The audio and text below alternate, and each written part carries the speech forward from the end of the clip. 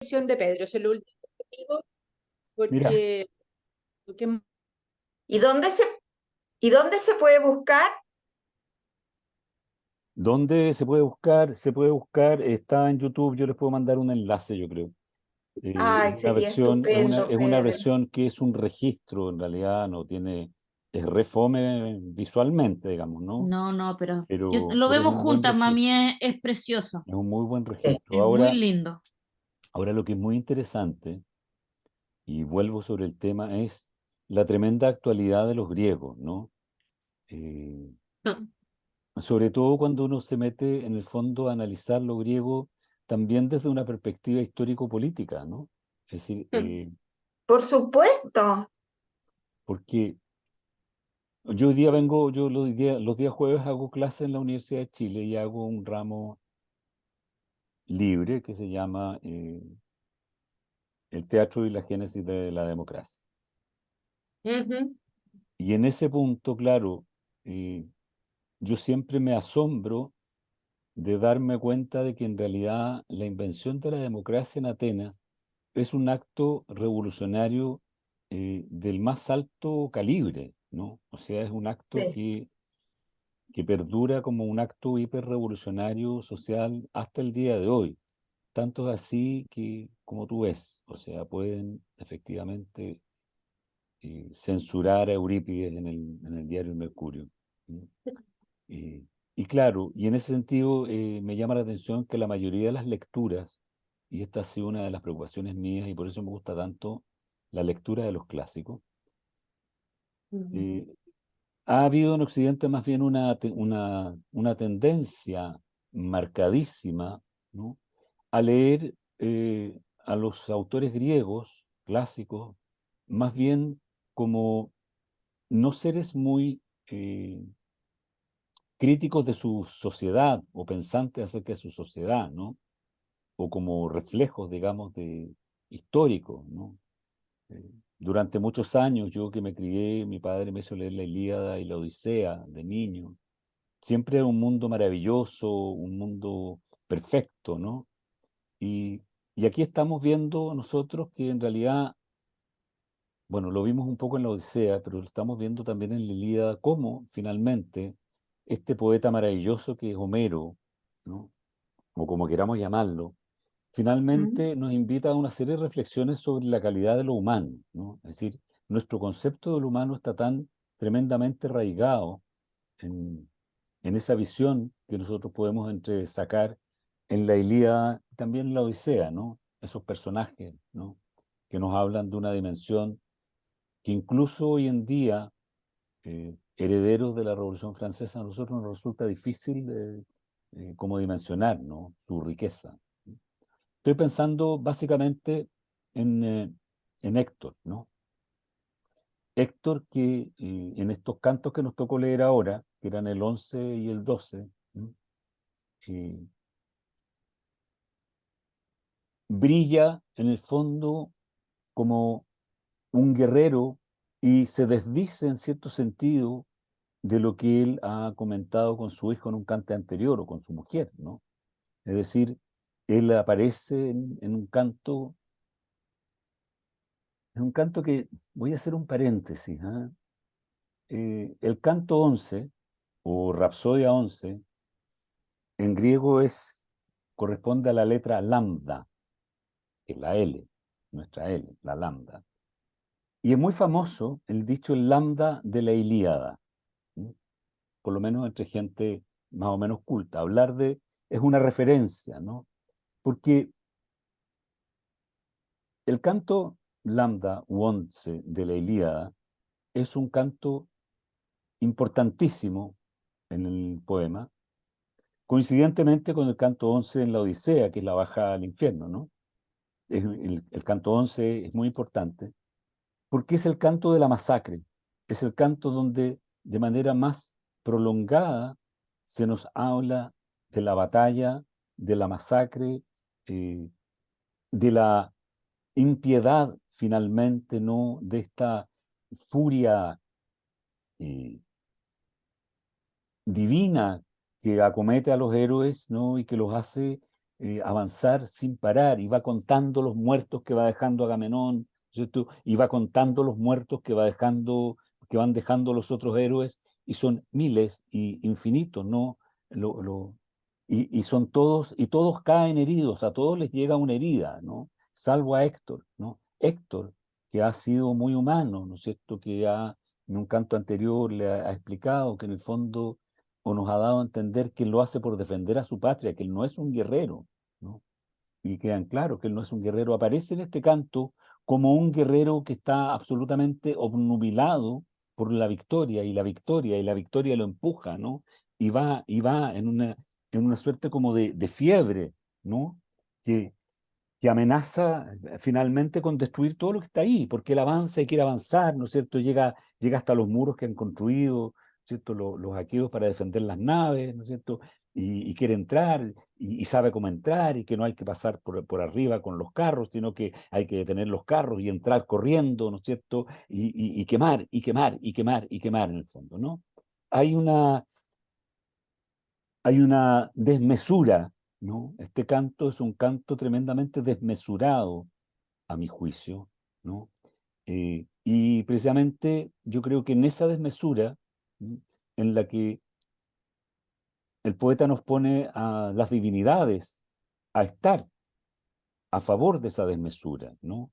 Cuando Zeus, ¿no es cierto?, instala a la Eris, ¿no es cierto?, a la discordia en el campamento de los aqueos, ¿no?, está instando, digamos, a una pulsión de destrucción tremendamente potente, ¿no?, de todo lo que hay ahí. Es decir, está sabiendo que los troyanos tienen, porque él se lo ha prometido a Tetis, ¿no es cierto?, que los troyanos tienen que vencer, tienen que acorralarlos, a los aqueos, ¿no es cierto? Él insufla en Eris, ¿no?, que vaya y que despierte a estos héroes aqueos, a Agamenón, a Odiseo, etcétera, y que salgan, y sale Agamenón furioso, ¿no?, a la batalla, que nos lo han pintado a Agamenón en los primeros cantos como más bien un cobarde, ¿no?, que está siempre en la retaguardia, que no va al frente de la batalla y que se lleva los trofeos. De pronto aparece como una máquina de guerra, ¿no?, que avanza y avanza en su carro y mata a uno y mata al otro, y son todos héroes epónimos los que él va dejando tirados en el camino, ¿no es cierto? Y hay un reguero de cadáveres, y lo mismo eh, los otros héroes, ¿no? El llamado que le hace Odiseo a, a Diomedes, ¿no? Ya, ¿dónde está tu vigor guerrero? ¿No? Hay una cosa que es tremendamente desmesurada, ¿no? Y yo tengo la impresión de que hasta los cantos anteriores, ¿no?, de alguna manera había habido un cierto grado de mesura, ¿no? Es decir, habíamos visto, ¿no es cierto?, en el canto en que de la tijoscopía, ¿no es cierto?, donde está Helena mirando a los héroes, cómo había una cierta mesura, una cierta voluntad de diálogo, de hablar, ¿no es cierto?, como la posibilidad, ¿no es cierto?, de manejar las cosas de otra manera, ¿no? Como que de pronto se desborda y entra la guerra como la única, como la solución única, digamos, a todo esto, ¿no? Dime, Walter. Sí, pero también como que algunos planos se sobreponen, ¿no? ¿Sí? Porque recordaba bien del canto noveno, al final, como en el hexámetro 709, para ser preciso, su hermano, eh, a raíz de todas estas dudas y todo, ¿no es cierto?, le dice a Agamenón eh, que forme a las huestes, qué sé yo, y le pone, y tú mismo lucha entre los primeros. Lo exhorta a ¿Sí? que tome el liderazgo eh, en un momento de fractura o fricción y de duda. Eh, entonces su hermano le dice, ponte adelante, lidera con el ejemplo Sí. y así te van a seguir la gente. Entonces, sí, yo creo que están esos como dos planos, ¿no? Eso era lo que quería Sí, decirle, profesor. sí, pero hay una desmesura evidente en este canto 11, ¿no? Yo por lo menos lo siento así, ¿sí? es como una especie como de culmen de la guerra, ¿no? La batalla. Hay una cierta, ¿cómo se dice? Un cierto detallismo, ¿no? En contar cómo mueren, ¿no? Dónde se clavan las espadas, las lanzas, ¿no? Cuando la lanza le llega a Héctor, cómo explica que el bronce rechaza al bronce, ¿no es cierto? Y a pesar de eso él cae, ¿no? Pero luego se recupera. O sea, hay todos, son momentos como muy precisos, ¿no? Eh, como da prácticamente con lujo de detalle casi de anatomista, digamos, ¿no? A dónde le llega la lanza, lo que perfora, cómo no perfora, no, lo que rompe, lo que no rompe, ¿no? Como dando cuenta, en el fondo, dando cuenta de la destrucción, ¿no? Yo creo la destrucción y reduciendo, siento yo, a los seres humanos a una especie como de despojos que van quedando, ¿no? Solo despojos van quedando, porque atraviesa, ¿no es cierto?, le rompe la vejiga, atraviesa la tetilla, rompe el hígado, ¿no es cierto?, y los envuelve la sombra, y van quedando ahí, van quedando, y solo algunos son recuperados en sus armaduras, o qué sé yo, ¿no? Y el resto es un sembradío de cadáveres, ¿no? Ya lo hemos visto un poco antes, ¿no es cierto?, en que se dan la tregua, se han dado la tregua para recoger los cadáveres, ¿no es cierto?, antes, ¿no? Ahora es como más brutal, es como si esta Eris, que hubiera sido enviada por los dioses, ¿no es cierto?, a despertar el campamento aqueo, lo hubiera exacerbado hasta la locura, ¿sí? Es un poco como ese mito, digamos, de que los ejércitos de la guerra del Pacífico les daban la chupilca al diablo, que era pólvora con no sé qué, ¿no? Para que perdieran la razón y salieran a matar, a matar y a matar, ¿no? Es un poco como esa idea, ¿no? Eh, y bueno, esa es la sensación que me queda a mí, digamos, ¿no? ¿Qué vamos a hacer con esto que queda ahí, ¿no? Eh, y luego, bueno, luego viene el canto 12 y, bueno, es más, un poco más, en el fondo, ¿no?, de lo mismo, ¿no? Como, ¿en qué va a quedar todo esto? Sí, Natalia. Sí, estaba pensando a propósito de lo que tú decías. No lo había pensado así, pero me hace sentido quizás con algo que me pasó a mí durante la lectura de este canto. Em, que en algún minuto, digamos, creo que me fue un poco sofocante, ¿no? Y el canto se llama Las hazañas de Agamenón, ¿no? O sea, supuestamente, además de contar todo esto, el personaje relevante en este canto es Agamenón. Pero a mí me produjo un efecto, no quiero decir contrario porque no es la palabra, pero probablemente en algún sentido sí, porque la pregunta que yo le hice a Pedro, como para compartirla con los compañeros, fue, le dije, me gustaría saber más de Troya, porque parece, le dije, que yo siempre estoy del lado de los vencidos, ¿no? Así como en la vida, como que esto no sé si tiene que ver con las fechas, bueno, con todas las cosas que se remueven en el alma en estos días, pero, eh, pero probablemente el canto también me produjo una distancia con los aqueos y como con una cercanía más bien con los troyanos o con Héctor, o sea, todo lo contrario con el mundo de la exaltación que se estaba haciendo de Agamenón. Entonces, ahora que tú estás diciendo esto, junto en mi cabeza, que toda esta exaltación de la destrucción, esta exaltación de la guerra, eh, eh, yo soy formada en la escuela de la, digamos, de la teoría de la recepción, entonces creo que uno está leyendo en un momento vital y en un momento existencial, nacional, etcétera, en que no es indiferente lo que uno está leyendo, ¿no? En que se juntan las cosas. Eh, pero me pasó eso, como que me pasó justo en la lectura de estos capítulos que te pregunté, quiero saber de Troya, me interesan más los vencidos, como que me produjo como un rechazo, tal vez esta exaltación de la violencia tan brutal de los vencedores. Eso. Sí, voy a compartir un poco la inquietud tuya, ¿no? ¿Quiénes son los troyanos? ¿Qué son los troyanos? Los troyanos efectivamente no aparecen en la historia como un pueblo guerrero, ¿no? Aparecen más bien, de lo poco que he podido yo ubicar, digamos, de documentación hitita, aparecen más bien como un reino o una, una tierra vasalla, digamos, de los hititas, con una cierta independencia, pero no pareciera ser que son básicamente comerciantes, ¿no? Y que tienen mucha riqueza y qué sé yo, ¿no? Pero no son belicosos.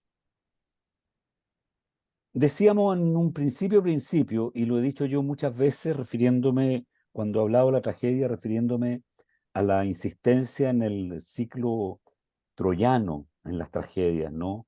Al hecho de que de los ciclos que sobrevivieron al paso de los siglos hayan sido el ciclo tebano por una parte y el ciclo troyano por otro, y no esté ni la Cipríada, ni los otros ciclos, digamos, ni la Tebaida, ni ninguno de los otros grandes ciclos épicos, digamos, que darían cuenta de otras memorias u otras mitologías, digamos, de la nación griega, ¿no?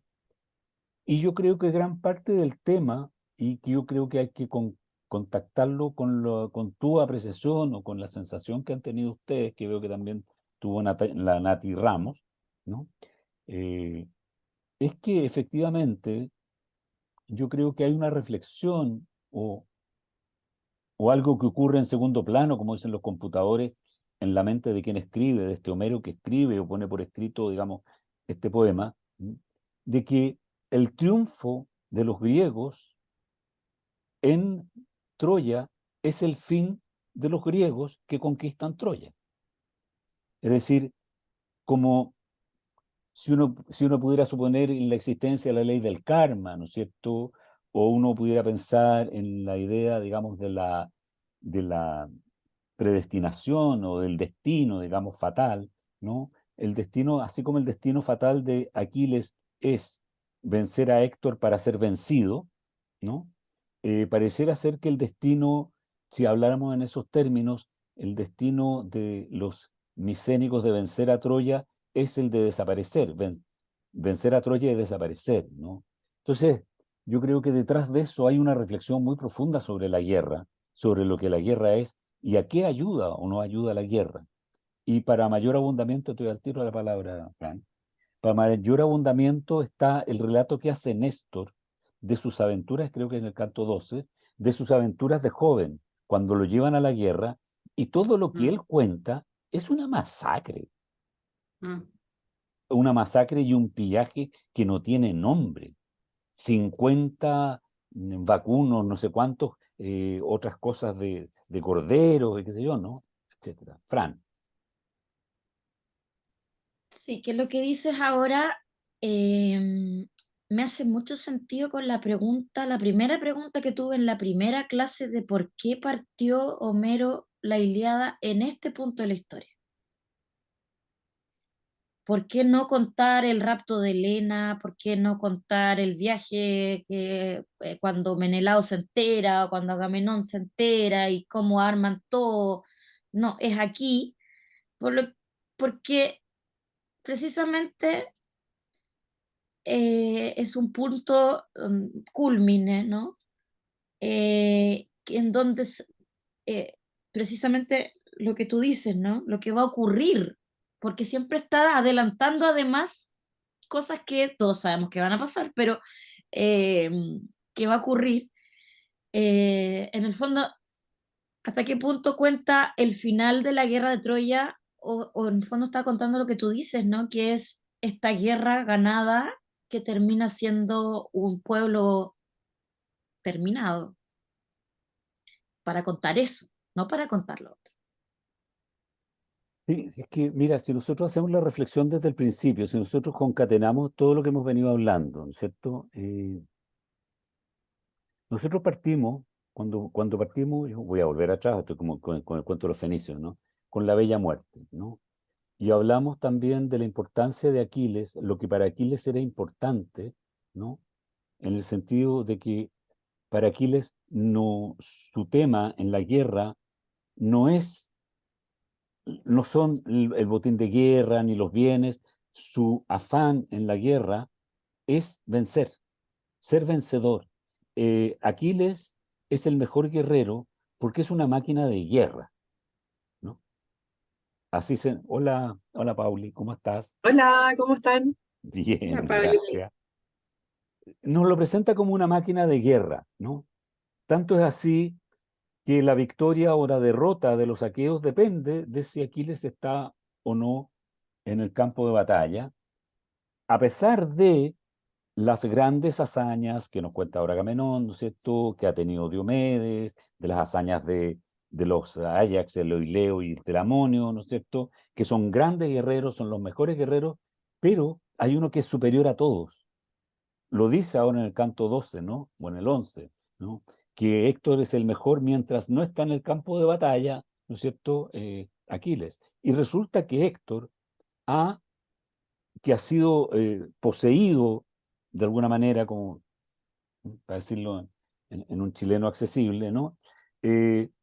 Ha dejado la tendalada. O sea, arrasa, avanza, es una máquina de guerra. Imagínate lo que es Aquiles. Entonces, la ira de Aquiles no es que le hayan quitado tanto a Briseida, sino que quien lo haya hecho es alguien que se dice rey, se proclama rey, es el mando mayor y sin embargo no es capaz de llevar a buen término una guerra, que no es el capitán, el jefe estratega que debiese ser. Aquiles reclama que ser honrado en lo que es su especialidad, que es la guerra. Aquiles es una suerte de Ares, ¿no?, en cierto sentido, y reclama porque no ha sido tratado en esa dimensión, en cierto sentido, ¿no? Por lo tanto, la Ilíada parte con una pregunta sobre el valor de la guerra, finalmente. Porque, ¿por qué lo digo? Lo digo porque en el fondo toda Grecia del siglo VIII o siglo IX antes de Cristo ya conoce la historia, ¿no?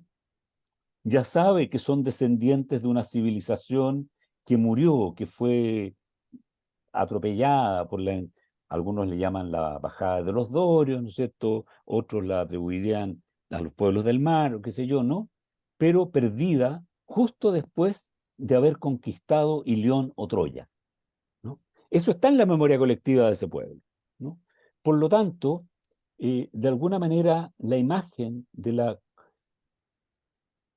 esta aristocracia guerrera, ¿sí?, que valora como la gran virtud la guerra, la excelencia del guerrero, su habilidad, ¿no es cierto?, en la conducción de hombres, su habilidad en el combate cuerpo a cuerpo y su habilidad, ¿no es cierto?, en la asamblea de los pares, ¿sí?, pareciera ser que está puesta en cuestión en la medida en que, y aquí entro en la historia, ¿no es cierto?, la organización social que surge en el siglo VIII es diametralmente opuesta en cierto sentido, por lo menos en su expresión arquitectónica, urbanística de la ciudad, es diametralmente opuesta a lo que era la estructura citadina micénica. Es decir, al centro no está el castillo del rey, sino que al centro está el espacio común al centro de la ciudad. El espacio común de la ciudad, que es la plaza, el lugar donde se discute, se conversa, donde se hacen intercambios y en donde todos, en cierto sentido, gozan de una cierta igualdad, que es la misma igualdad, ¿no es cierto?, que adquieren los guerreros en su momento, ¿no?, cuando se organizan ya no en combates singulares, sino que en las falanges, ¿no es cierto?, que los hoplitas toman conciencia de que si no están todos, uno solo no sirve, que son todos juntos los que defienden a la ciudad y por lo tanto las clases bajas que forman, digamos, el ejército más regular, el ejército más de a pie, la infantería, cobran derechos, ¿no es cierto?, para ser parte de las ciudades, para ser ciudadanos finalmente. O sea, hay toda una concepción que es totalmente distinta, ¿cierto?, de la realidad social y que a mi entender, no, si bien se plantean como sociedades guerreras, no son sociedades guerreras que vivan de la conquista del otro, salvo los espartanos, ¿no?, sino que fundamentalmente son ciudades guerreras que usan la guerra para la defensa, básicamente.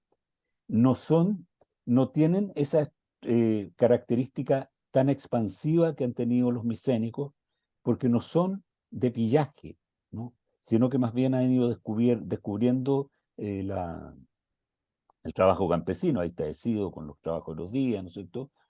Han ido descubriendo el cultivo de la tierra, han ido descubriendo el comercio de la vid, ¿no es cierto?, del aceite, qué sé yo, ¿no? Entonces, creo que esta visión de Aquiles, que comience con la cólera, no te olvides que la primera palabra del texto que se salva es cólera. El orden sería cólera, la canta diosa de Aquiles, ¿no? Cólera, y una cólera, la menen, ¿no?, la menis, que es una cólera de orden casi divino, ¿no? No es una cólera cualquiera, es una cólera casi, uno podría decir, como la ira santa de San Pablo, ¿no? ¿Ah? Algo así como que no tiene parangón a nivel humano, por decirlo de alguna manera. Y la ira de este sujeto, Aquiles, es precisamente porque no se le es reconocido su valor como guerrero, el valor del mejor guerrero, y se le humilla pasando por encima de ese valor que es el más importante en la guerra, porque el otro tiene el poder de tener más tierras y más camellos y más caballos y más vacas. Y nos llega este canto 11, que es la culminación de la guerra, finalmente, en el sentido de que la guerra lleva a su máxima expresión de crueldad, finalmente, ¿no? O sea, a una cosa que es casi, como bien decía Natalia, o las Natalias, ¿no?, dan a entender que produce un profundo rechazo, finalmente, ¿no? ¿Qué es esto? ¿En qué consiste esta humanidad? ¿Dónde está el valor de esta humanidad que lo único que hace es destruir y destruir y solamente ensalzar personalidades, ¿no? Agamenón, el gran guerrero, se transforma. Sí, es una personalidad, pero va dejando un reguero de muerte a su paso, ¿no? Y por eso es que es tan tremenda la transformación de Héctor, que lo vimos tan humano, ¿no es cierto? Y ahora lo vemos tan guerrero, ¿no? ¿A dónde puede llegar, ¿no?, esta brutalidad de lo humano? No sé si te respondo, Fran.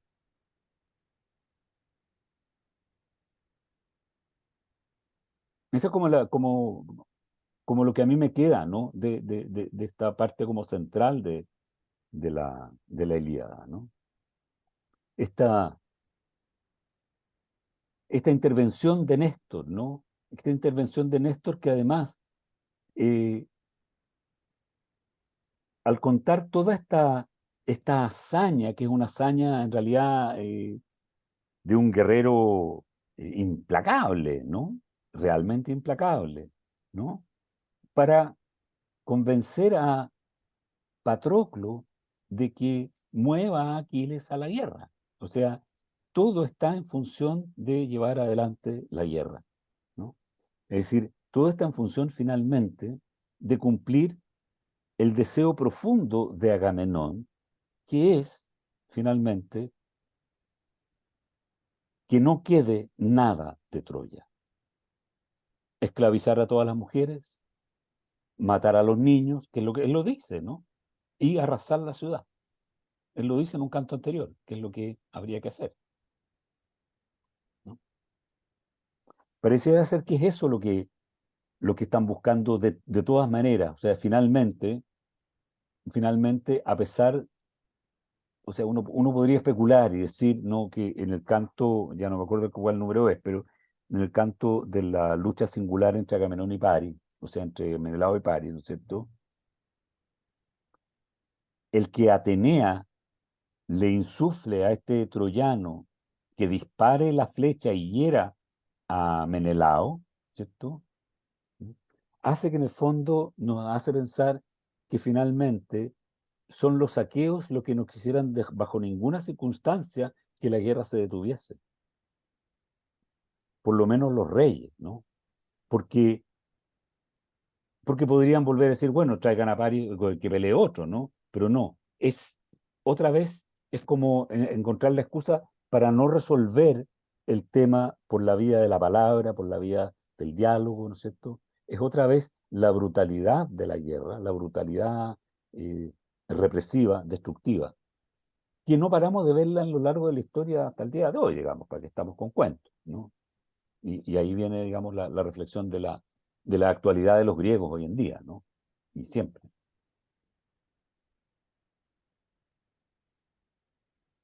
Se quedaron pensativos.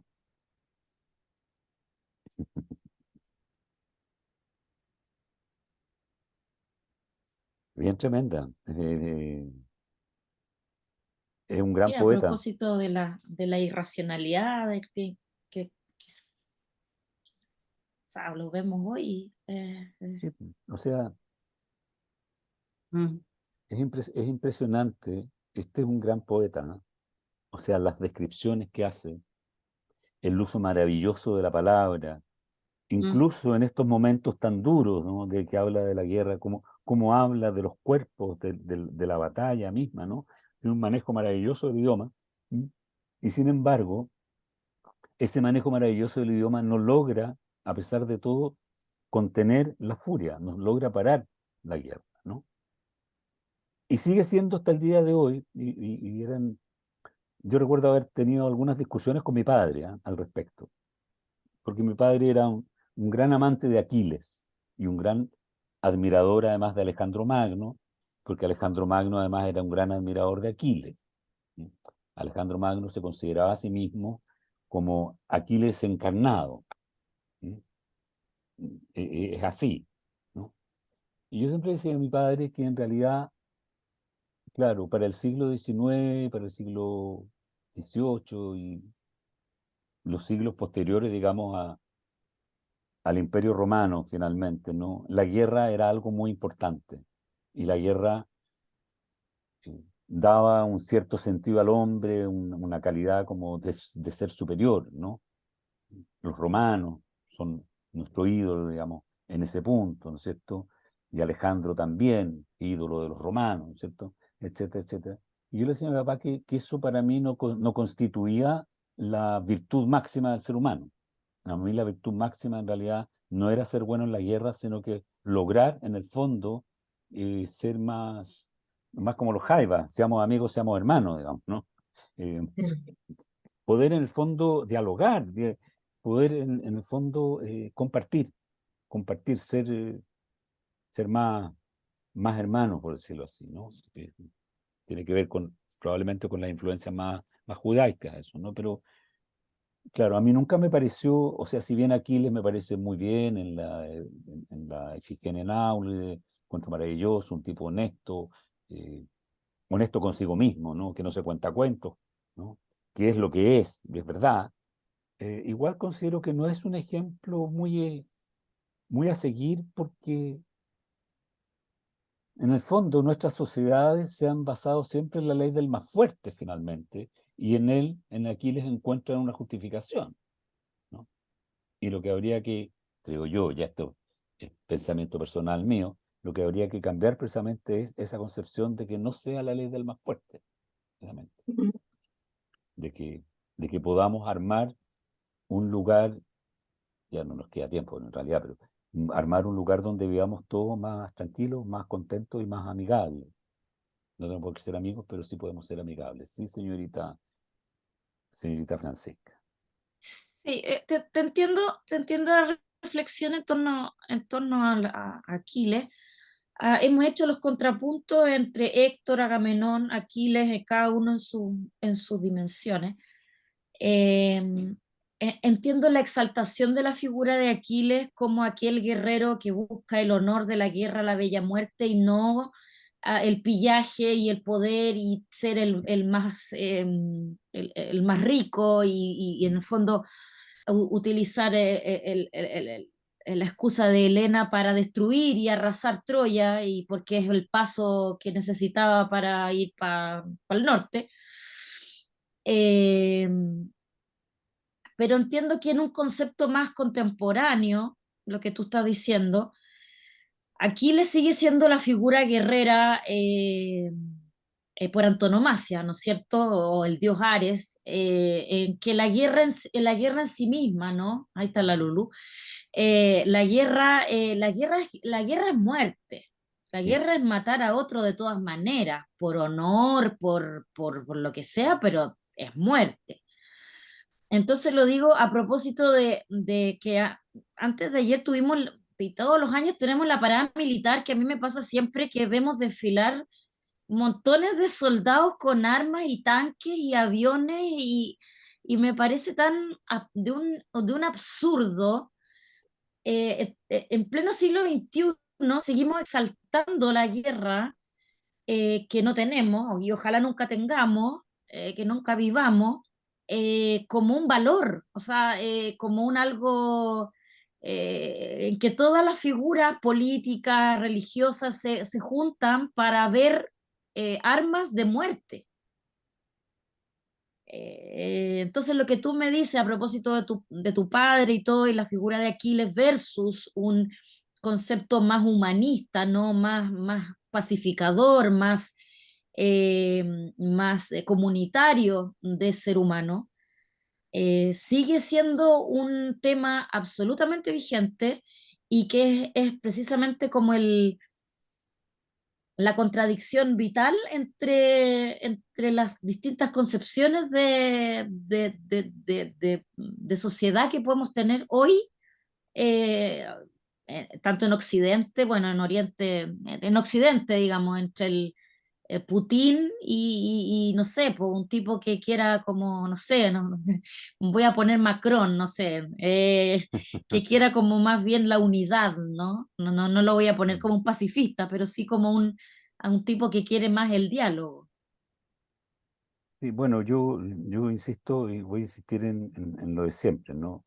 Creo que la vigencia de los griegos radica precisamente porque uno, eh, a pesar de que seamos siglo XXI, XXIII, 48 o uno, en realidad eso no significa que el hombre tenga que cambiar, ¿no? La historia, creo que uno de los errores nuestros es considerar que la historia es lineal y considerar que vamos siempre en un progreso hacia lo mejor. Creo que eso es un error, un error conceptual tremendo frente a lo que es la historia, ¿no? Y creo efectivamente que la razón por la cual la democracia ateniense, que es un punto muy central dentro de la historia occidental, por lo menos, es destruida, es precisamente porque comienzan a tomar importancia los señores de la guerra.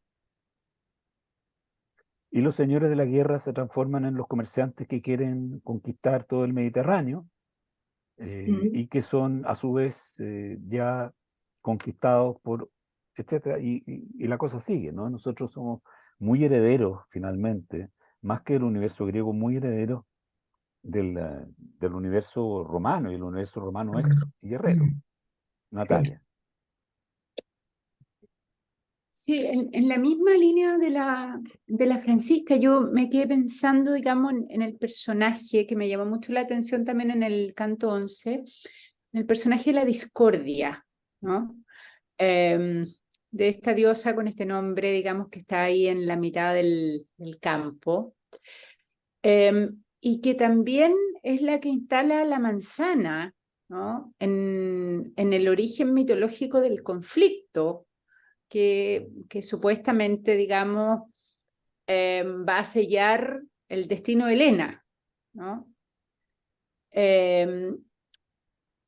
O sea, de alguna manera lo estaba relacionando con esto que tú dices, porque tanto la guerra como en el conflicto amoroso, digamos, pensando en que son los dos temas que están aquí supuestamente explicando este conflicto, está siempre la necesidad de elegir y no de sumar, ¿no? O sea, en la guerra el tema te gano, ¿no? Y no tenemos que formar una sociedad cooperativa, es yo o tú, ¿no? Y ahí entra el tema de la discordia, lo mismo que en la competencia entre las hermanas, quién va a ser la elegida, ¿no? Entonces, no sé, no estoy siendo muy clara, pero creo que en el tema de lo competitivo también está la raíz del conflicto, de la guerra, del conflicto humano, de la vanidad, ¿no? De la necesidad de competir unos con otros, que aquí está personificado de una manera, me parece muy genial, en este personaje que es la diosa Discordia, ¿no? Pero que está puesto en la competencia y en lo narcisístico, ¿no? Como esencia del conflicto humano. Bueno, efectivamente yo creo que, o sea, creo que es así, creo que es parte, digamos, de la historia de la humanidad, y creo que de alguna manera es algo que esta obra concreta, precisa de Homero, la Ilíada, trata de dejar súper en claro que hay un tema ahí con la discordia, ¿no? O sea, yo no quiero adelantarme al final, ¿no?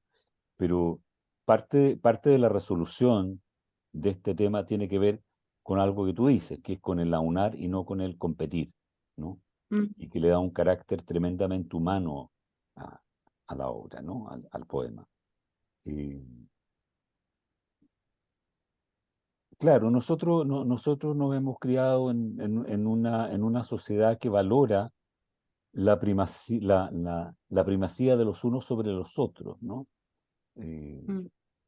nosotros tenemos instituciones muy arraigadas, ¿no? Tenemos los premios Óscar, tenemos los premios Nobel, tenemos los Reinas Sofía, tenemos los primeros que llegan a la luna, o qué sé yo, ¿no? Unas competencias constantes, ¿no? Eh, Mm.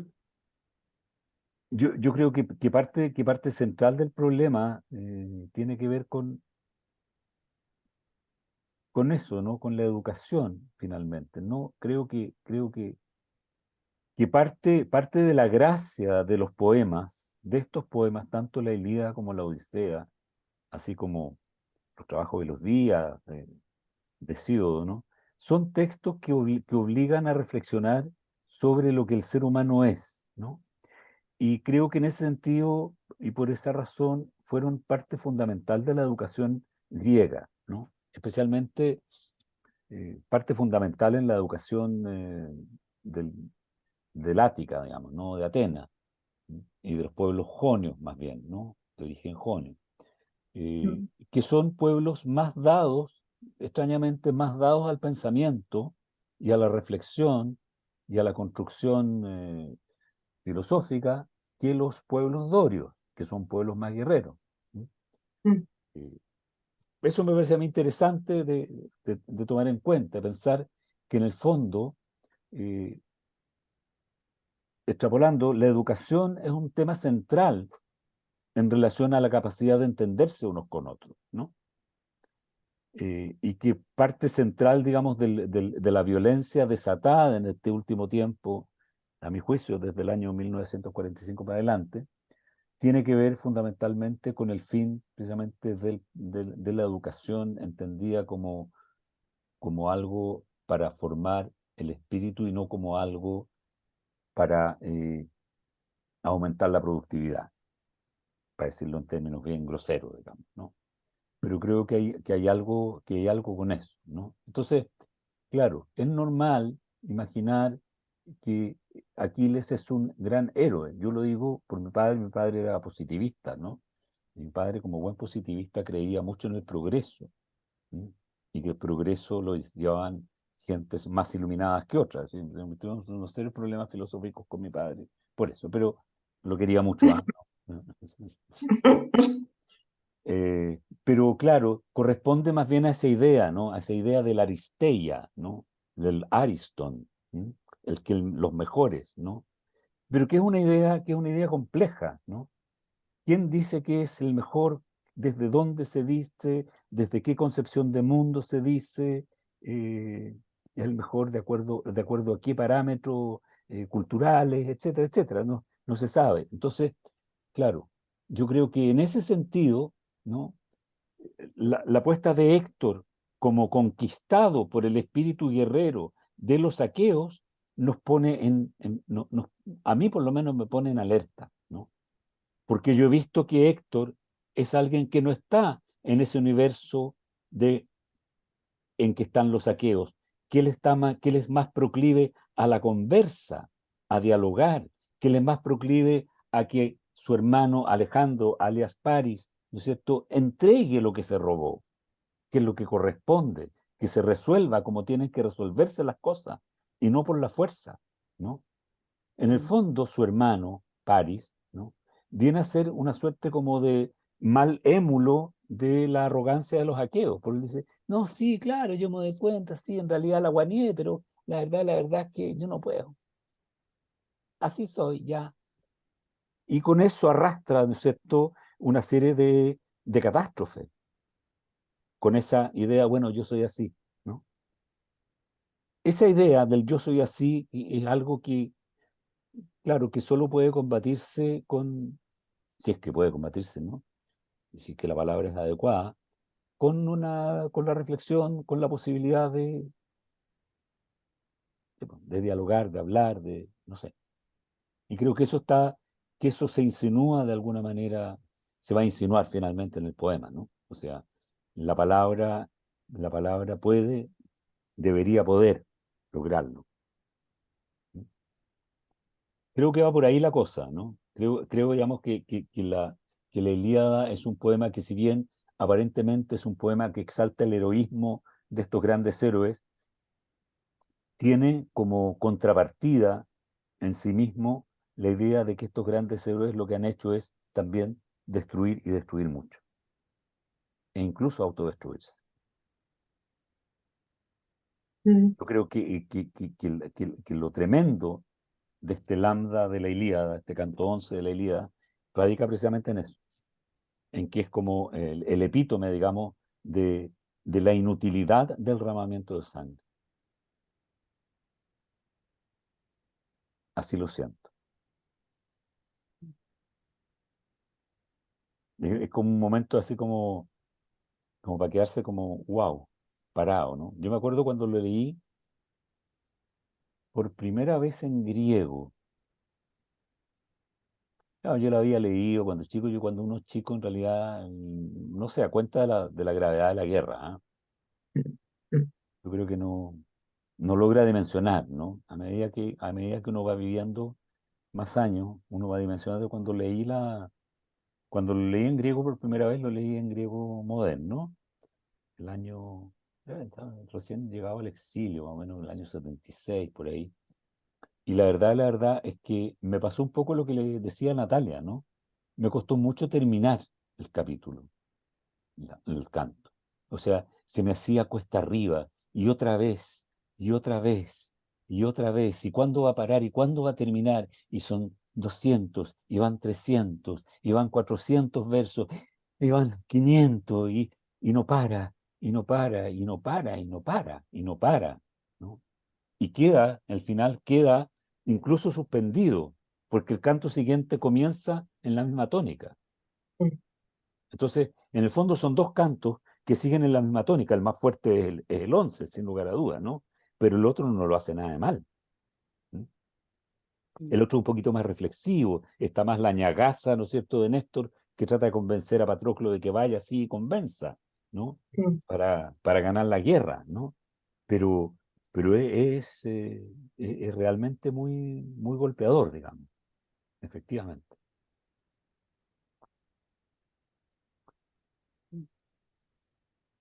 Son pocas reflexiones más las que finalmente produce este canto, ¿no? En el sentido que como tú dices, Pedro, lo dijiste en alguna clase anterior, que esto en Grecia hoy, en los colegios, esto lo leen como parte de su cultura, lo leen como un texto, como parte de lo ven más como una cosa nacionalista, patriótica, mitológica, religiosa. Muy buena tu pregunta, porque es una pregunta de muy difícil respuesta, ¿no? Mi amigo el poeta Elitis decía, el problema con Grecia, decía, es que para muchos, especialmente para Europa, Grecia es una imagen congelada de mármoles blancos. Yo creo que para muchos profesores y funcionarios del Ministerio de Educación de Grecia, Grecia es también una imagen congelada y blanca, ¿no? Es decir, eh, una imagen de un universo perfecto al que hay que remitirse, y leen, sin lugar a dudas, no solo leen la Ilíada y la Odisea, yo no sé si ahora están leyendo las dos, antes las leían las dos, leen Tucídides también, no la obra completa porque es muy difícil, pero leen partes importantes de la guerra del Peloponeso, leen las tragedias, van a las tragedias, todos los griegos ven tragedias y es un rito importante ver las tragedias montadas en el teatro, eh, algunas son buenas, otras son malas, pero es muy importante para los griegos porque es parte de su conciencia nacional. Es decir, ellos sienten que eso es parte constitutiva de ellos, un poco a la fuerza en algunos casos, ¿no? Porque eso ha sido más bien una movida de la intelectualidad, porque la Iglesia Ortodoxa griega, esta es una digresión total, la Iglesia Ortodoxa griega ha pretendido imponer la idea de que ser griego es ser cristiano ortodoxo del patriarcado de Constantinopla. De hecho, cuando llegué a Grecia, el primer departamento, el departamento que arrendé lo arrendé con un amigo brasileño y un amigo panameño, ¿sí? ¿Sí? Un edificio en los extramuros de la ciudad. Y abajo había una tiendita, típicas tiendas de edificio, una señora que vendía las verduras. Entonces nosotros hablábamos re mal griego, pero entonces nos decía, ¿pero ustedes de dónde son? ¿Ustedes son griegos o de dónde son? Nosotros decíamos, no, nosotros somos de Chile, de Brasil, no. La señora no entendía nada, decía, ¿pero ustedes son cristianos? Sí, claro, somos cristianos. Ah, entonces son griegos, pues. Esa fue su conclusión. Nosotros éramos cristianos, por lo tanto éramos griegos, ¿no? Con esto quiero decirte que, claro, hay una intelectualidad más bien ateopensante, por decirlo de alguna manera, o agnóstica, que entiende que Grecia es desde mucho antes, ¿no? Y que hay una continuidad, y qué sé yo, y que es bueno conocer eso, ¿no? Que es una mirada súper crítica en general, ¿no? Que es una mirada que precisamente lo que pone en duda es todo lo que el occidente europeo alemán ha querido poner en resaltar, digamos, de la cultura griega clásica. O sea, no con el destino, no con la perfección, sí con el movimiento, sí con las luchas sociales, sí con la historia como era la historia, digamos. Y en ese cuento también vienen las lecturas de la Ilíada y la Odisea. Ahora, las lecturas, terminando de responderte, también dependen desde dónde se lean, po, desde qué punto de vista se lean. Mi padre leía desde el punto de vista de su admiración al héroe Aquiles, yo la leía desde el punto de vista de mi no admiración al héroe Aquiles.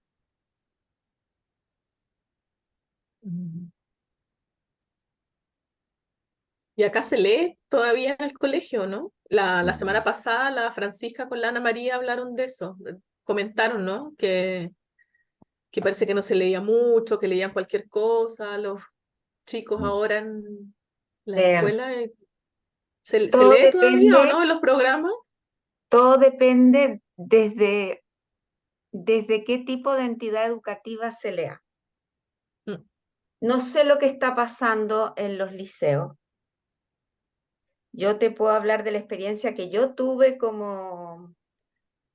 bueno, yo era coordinadora de un programa de lenguaje que hablaba fundamentalmente de comprensión de lectura y de escritura.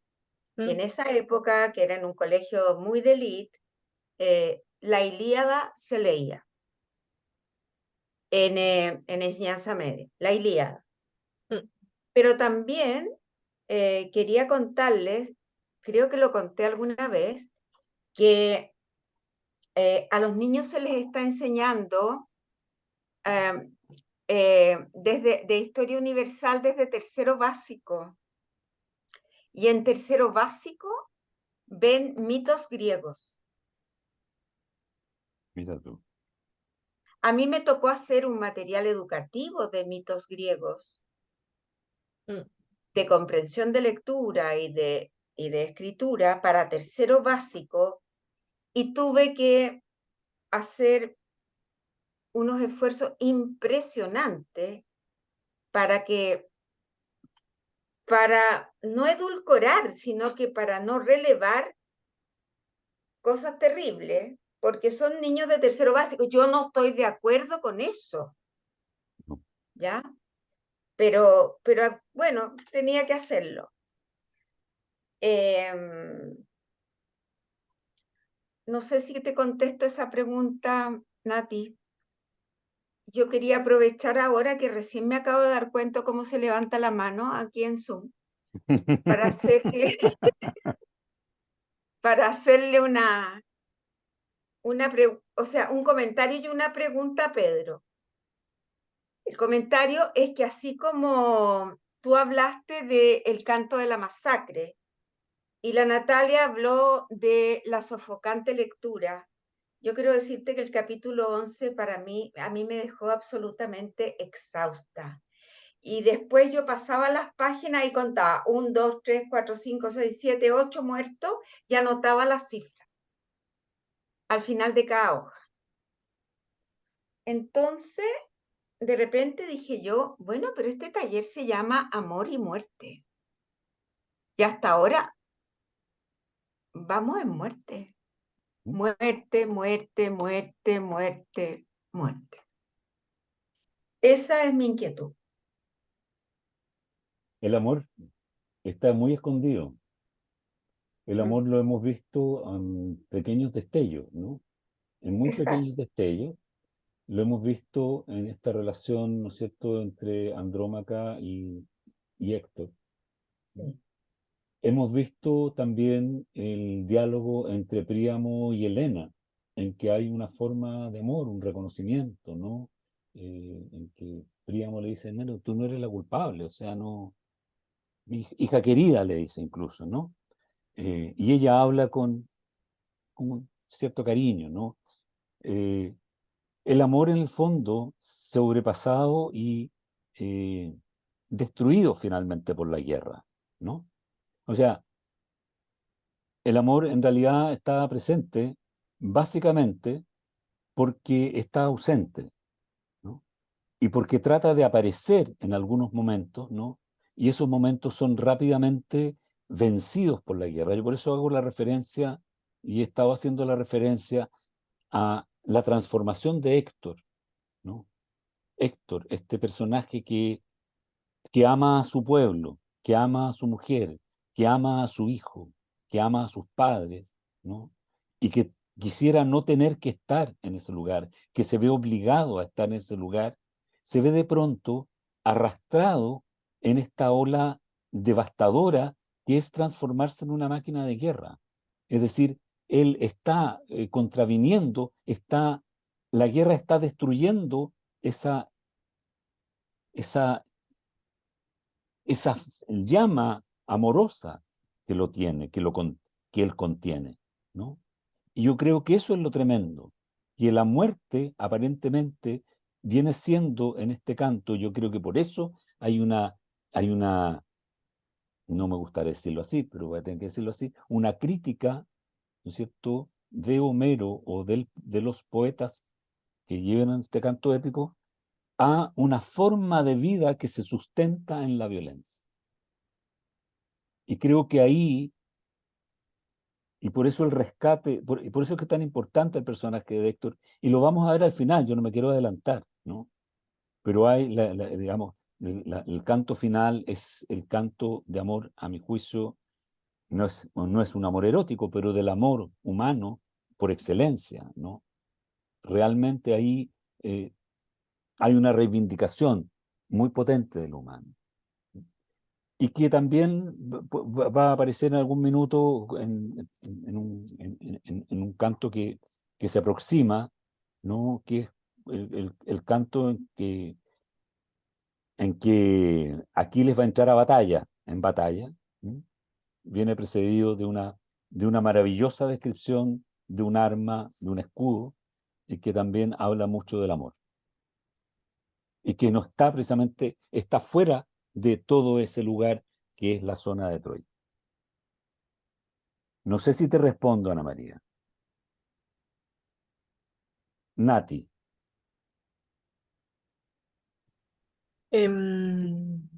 Oye, a mí también me dio esa sensación de ahogo y de cantidad de muertos y de polvo y sangre y caballos y fuego, así súper agobiante la lectura de este canto.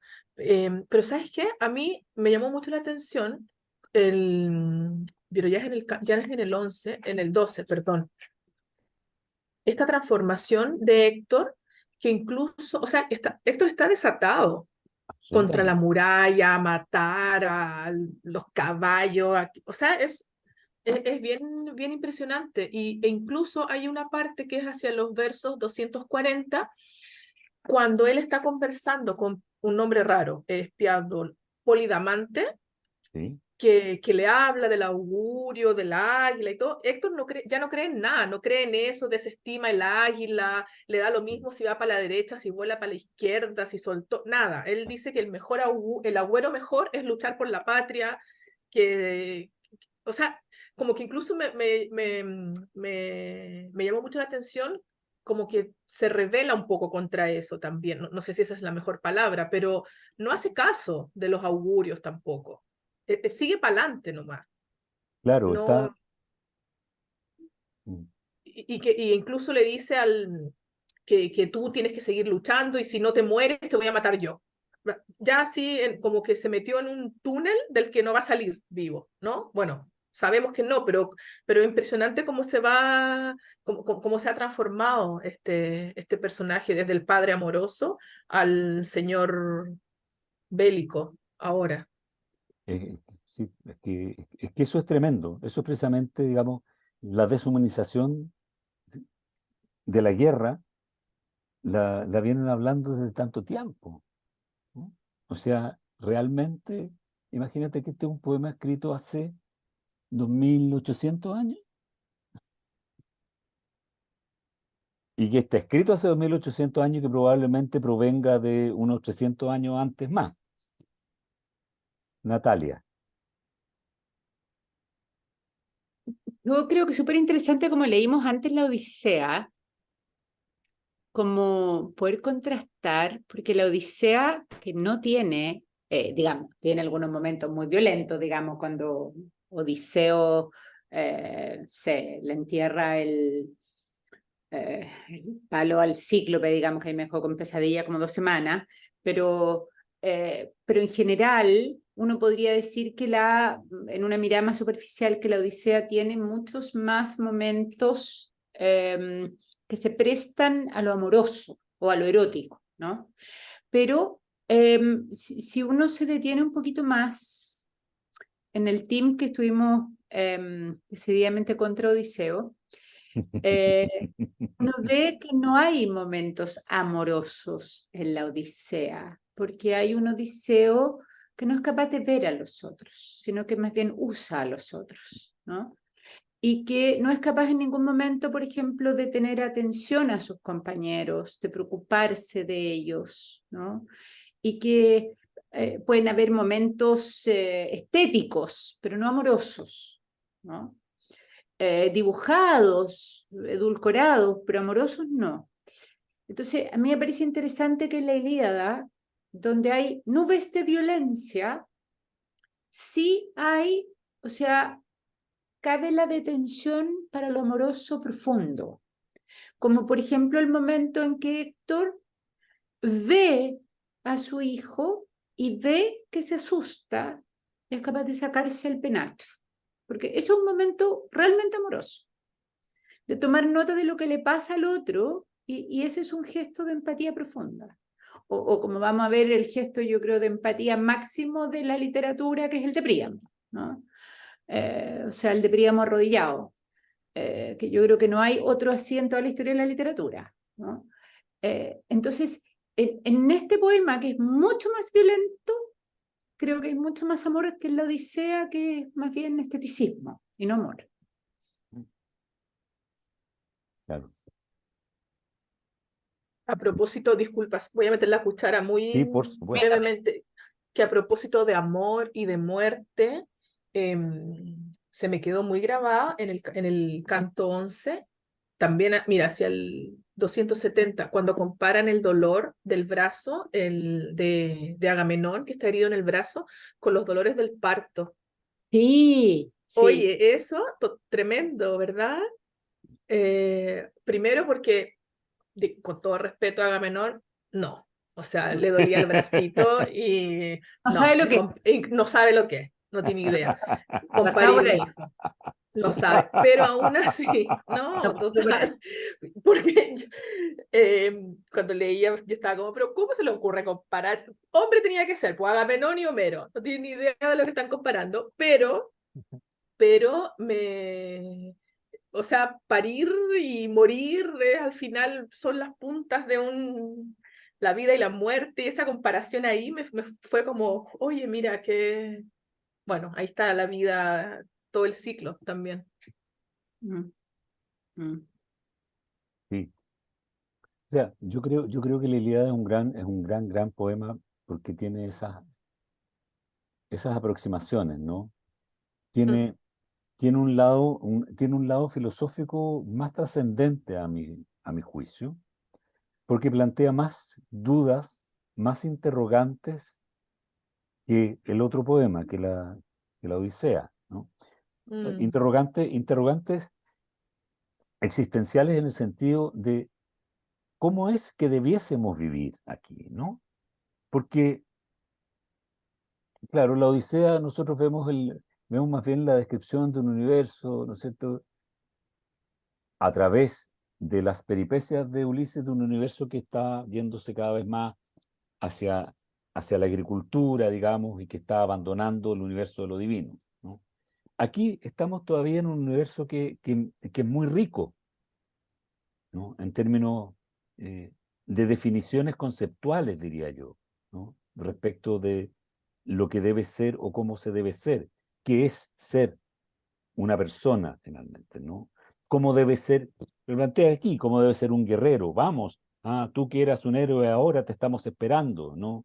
Cómo tiene que ser Aquiles, cómo él no es y no tiene consideración de sus hermanos los dánaos, ¿no? Que estamos sufriendo, etcétera, ¿no? Hay una serie de mm. observaciones eh, con las que uno no necesariamente está de acuerdo, pero que de alguna manera plantean también y le dan realce a este tema, que es el tema de la contradicción final entre lo que tú señalas, digamos, la vida y la muerte, ¿no? Lo amoroso y lo no amoroso, lo profundamente humano y lo profundamente no humano. Esta transformación de Héctor, a mí me llama mucho la atención, yo la considero muy importante porque es un ciclo peligroso para la humanidad, digamos, ¿no? Cualquiera de nosotros puede caer en eso, ¿no? Estamos a un triste caer en eso. No tenemos tantas herramientas finalmente para eh, defendernos o parapetarnos del mal, digamos, ¿no? Del mal, de la destrucción, ¿no? Entendiéndolo así, digamos, ¿no? Él no no tiene otra herramienta, él se ve obligado en el fondo a tener que recurrir al mismo tipo de funcionamiento, de mecánica, para poder pensar siquiera, ¿no es cierto?, en salvar algo de su patria, sin saber que meterse en esa mecánica es ser parte de esa máquina y dejar de ser lo que se era. Es complejo y que nos hace pensar en muchas otras cosas, ¿no? No solamente en eso. Cuando uno cree que puede reformar las cosas desde adentro, ciertas maquinarias desde adentro, y ve que no es posible porque uno tiene que seguir ese camino y uno termina siendo parte de ese camino, digamos, por hablar de la política así directamente, por ejemplo, ¿no? Pero cómo en el fondo también es interesante cómo parte de la humanidad central, del gesto de lo humano, es también el valor del individuo, porque Héctor es una persona en la medida en que es distinto de otros. Porque si uno toma, quiero decirlo así, si uno toma a Menelao al lado de Agamenón o de Diomedes, en realidad lo que los distingue es son los nombres y la descripción de su físico, si son más jóvenes o menos jóvenes, rubios, castaños, de ojos azules, celestes o verdes, o negros. Pero no hay una distinción de personalidades mayores que uno pudiera decir, este es muy distinto de este otro. En cambio, en Héctor sí se da eso. Homero nos muestra a una persona que es distinta, que es muy única. Precisamente en ese gesto que dice la Natalia, ¿no? De sacarse el casco, de explicarle a su mujer cuál es el dolor profundo que tiene, porque además, para defenderla, para no verla, ¿no es cierto?, llevada de esclava y a su hijo asesinado, él tiene que luchar donde va a morir y donde de todas maneras la va a ver y no la va a ver porque va a estar muerto y no la va a ver como efectivamente va a ocurrir eso, ¿no?, que él no quiere que ocurra y para lo cual él está luchando. No sé si me explico, ¿no? Ese es un gesto muy único de amor de él, ¿no? Porque él no entrega la vida por la bella muerte. Él entrega la vida para defender a los suyos, finalmente. Es por lo menos lo que anuncia ahí, ¿no? No está en el código de la bella muerte, a pesar de que su padre lo reclamará eso, ¿no? Adelante. Pero claro, Héctor es un personaje que es distinto, ¿no? Lo mismo si uno piensa en Eneas, ¿no? Las pocas cosas que se dicen de Eneas, claro, Eneas también parece tener ciertos rasgos especiales. Los va a recuperar después Virgilio, esos rasgos especiales, que arranca con su padre Anquises en los hombros, y a los hombros lo lleva, ¿cierto?, desde la Troya incendiada hasta las naves para salir rumbo a las nuevas tierras de Italia, ¿no?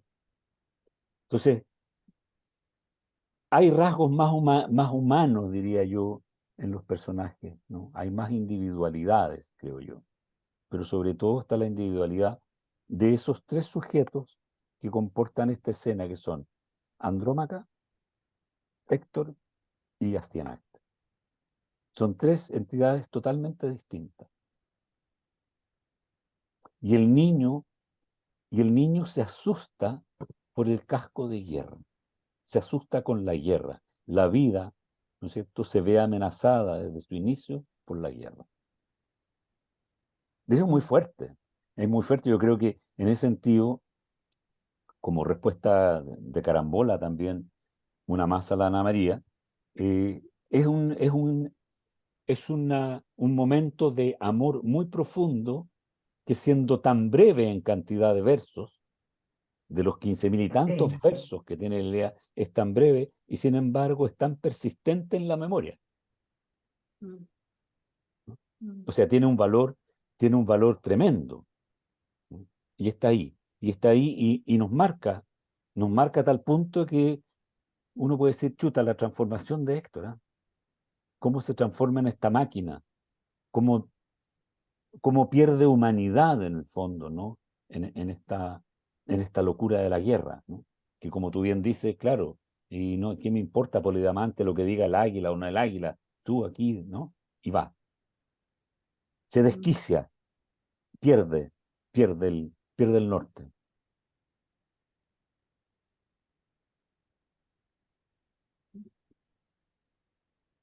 Tremendo, po. Tremendo. Así que nada, pues nos van quedando los cantos 13 y 14, y tenemos ya que pensar en qué minuto nos vamos a juntar a tener una sesión presencial, pues. ¿Mm? Ya, de aquí a la próxima semana lo decidimos. ¿Ya? Ok, ¿Vale? vale. ¿Algún otro comentario? ¿No? Miren si suspiro, mujer. Sí, pues. Es Vamos a que fue, hacerlo sin casco. fue suspirante la lectura de esta semana. Suspirante, Sí, sí. suspirante. Las Uf. suspirantes. Las suspirantes. Sí, como un título para una comedia, ¿ves tú? Claro. En fin. Queridos, bueno, ha sido Muchas un gracias. placer verlos de nuevo. Y Igualmente. espero que nos Igualmente. juntemos luego así en presencial. Ok. Noche griega. No, pero antes de la noche griega, una sesión de trabajo presencial, no sea fresca. Y Fueron las después, dos cosas, y se puede trabajar Total, en pedir no hay disfrutar. engaño. sí, no, en Lógico. pedir no hay engaños, eso sabemos, pero La podemos hacer en el tribunal, total. O sea, en el palacio lo pasaríamos chancho. En la Chancho, oficina del chancho, ministro chancho. Mera, Fran. ya, pues invítanos al palacio. No, quinto piso no, quinto piso está. Hay una suástica. Me Ya. pongo el casco, Pero, Fran. Fran, Ay, mami, estamos aquí. Ya no está grabado, no está grabado, Está todo no está grabado, está todo grabado. grabado, está todo grabado. Ya. Listo, chiquillos, ¿no? Para que no se Ya, produzcan más ya. infidencias. Nos Nos fuimos, vemos el nos fuimos. jueves. nos vemos. Que Chao. estén muy bien, Cuídense cariño. mucho, Chao. besitos. Buena lectura. Buena semana. Igual, buena Igualmente. semana. Para Chao. ustedes. Chao.